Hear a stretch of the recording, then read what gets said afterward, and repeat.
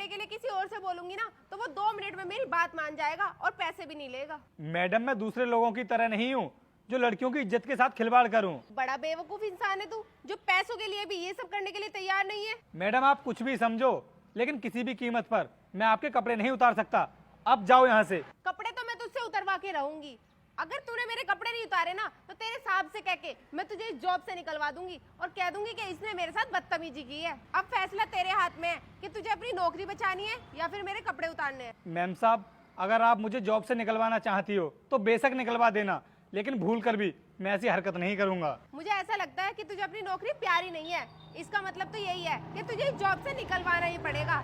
अभी भी तेरे पास एक मौका है, मेरी बात मान जा, वरना तुझे इस नौकरी से निकलवा कर ही रहूंगी मैं। अरे मैडम आप मुझे क्या नौकरी से निकलवाओगी, मैं खुद जा रहा हूँ यहाँ से।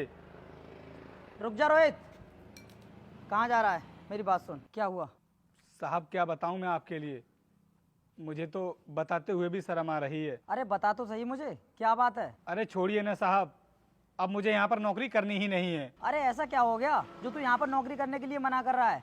पिछले 5 सालों से काम कर रहा है तू यहाँ पर, अब तक तो तूने ऐसी बात कही नहीं। साहब मैं क्या बताऊँ आपके लिए, आप मैम साहब से ही पूछ लीजिए।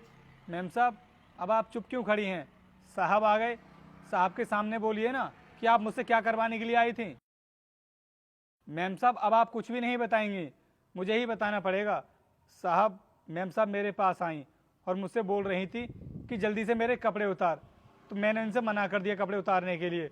उसके बाद ये मुझे 50,000 रुपये का लालच भी देने लगी कि मेरे कपड़े उतारने पर मैं तुझे पूरे 50,000 रुपये दूंगी। साहब मैं किसी लड़की की इज्जत के साथ में खिलवाड़ नहीं कर सकता, इसलिए मैंने मना कर दिया। तो मैम साहब मुझे नौकरी से निकालने की धमकी दे रही थी, इसलिए मैं यहाँ से जा रहा था। रोहित तुम्हें नौकरी छोड़ने की कोई भी जरूरत नहीं है, क्योंकि सालू ने तुमसे जो कुछ भी बोला है ना मेरे कहने पर बोला है। क्या साहब आपने कहा था मैम साहब से ये सब बोलने के लिए, लेकिन साहब आपने ऐसा क्यों किया?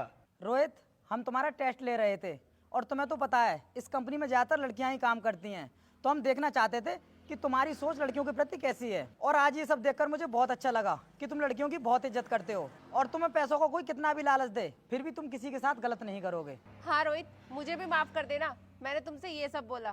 साहब मैं यहाँ का सिक्योरिटी गार्ड हूँ और सिक्योरिटी गार्ड का काम होता है कंपनी की देखभाल करना।